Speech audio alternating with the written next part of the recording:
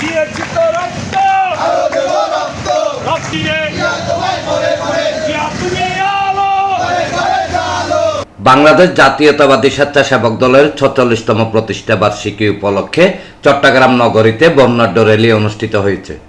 এই উপলক্ষে চট্টগ্রাম মহানগর স্বেচ্ছাসেবক দলের সাবেক যুগ্ম সম্পাদক ও আহ্বায়ক কমিটির সদস্য মোহাম্মদ মান্নান এবং ৪৩ নং সাংগঠনিক ওয়ার্ড স্বেচ্ছাসেবক দলের সাবেক সদস্য সোলেমান রুবেলের নেতৃত্বে একটি র্যালি অনুষ্ঠিত হয়।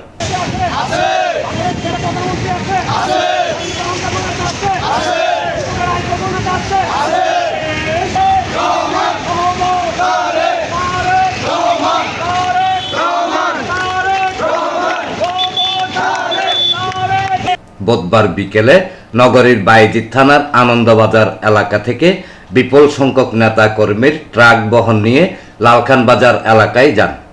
পরে সেখান থেকে ব্যানার ফেস্টুন সহ র্যালি করে জমিয়তুল ফালাহ মসজিদ মাঠে অনুষ্ঠিত চট্টগ্রাম মহানগর স্বেচ্ছাসেবক দলের সমাবেশ ও র্যালিতে অংশগ্রহণ করেন।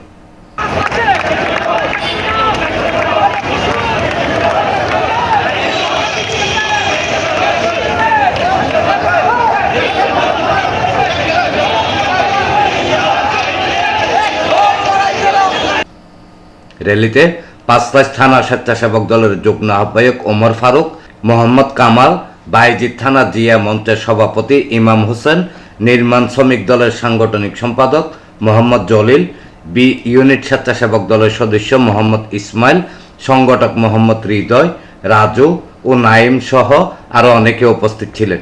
ডেস্ক রিপোর্ট, প্রগতি 24 টিভি।